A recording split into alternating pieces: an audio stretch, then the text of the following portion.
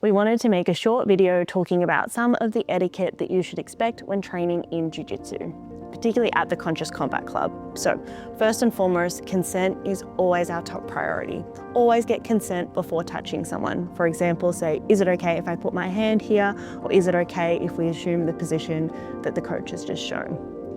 The next is that there's no shoes allowed on the mat and no bare feet allowed off the mat. So wear your shoes up to the edge of the mat and then take them off to step on. What to wear? You want to try to wear close-fitting clothing or tight-fitting clothing without pockets, if possible. So pockets are a definite no-no. Loose-fitting, I understand, right? For lots of different reasons, you might not feel comfortable to wear fully tight clothing, and that's okay. Just be aware that your foot or your fingers can get caught in looser-fitting clothing. So even if it could be a little bit tighter, that's going to be safer for you and your training partners. But of course, this is always something that we take on a case-by-case basis. I also prefer to wear leggings, so longer pants rather than shorts, because I tend to get mat burn on my knees. I know a lot of other people get this and other people don't. There seems to be some people who have thicker skin literally than others. So you might like to start out wearing leggings just so that you don't get mat burn, which is like a skid mark basically on your skin that can blister and it's not that comfortable. At the Conscious Combat Club, we are fine with you chewing gum so that your breath is nice and fresh for your training partners. It sounds like a weird thing, but it's a very close contact sport. So if we're not having just brushed our teeth, it can be actually a nice thing to do. I will tell you that I have been to gyms that are a bit more old school where they'll tell you off for chewing gum. So just be aware that if you're cross training, some coaches won't like that. During drills or during rolling, when you're moving around as pairs, you might bump into other pairs on the training mat. If that happens at the Conscious Combat Club, our protocol is for both people to say, hello, let the other people know you're there, and then both of you move away from each other to create space again.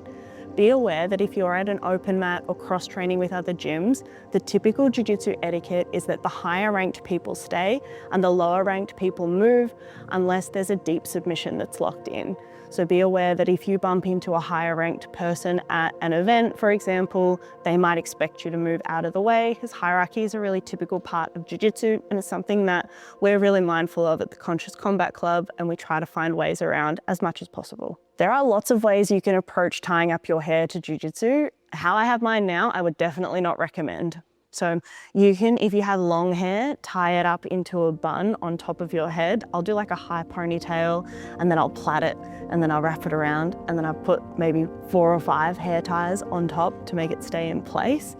In terms of the placement, if you go too high, sometimes when you do forward rolls, it's uncomfortable. And if you go too low, when you're lying on your back, it'll dig in. So somewhere kind of just past on top of your head, this is getting very specific now, is a good way to go about doing that, just so that it doesn't get pulled as much as possible.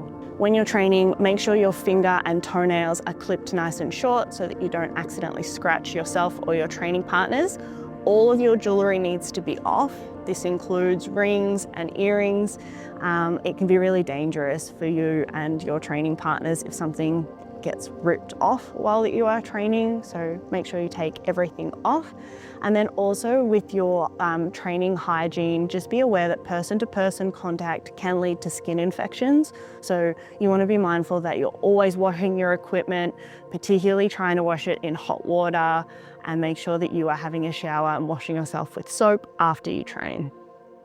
The Conscious Combat Club is a registered charity based in Melbourne in Australia. We run trauma-informed martial arts programs for women and gender-diverse people impacted by violence. For now, those programs include kickboxing and jiu-jitsu. To learn more, you can visit our website, consciouscombat.club.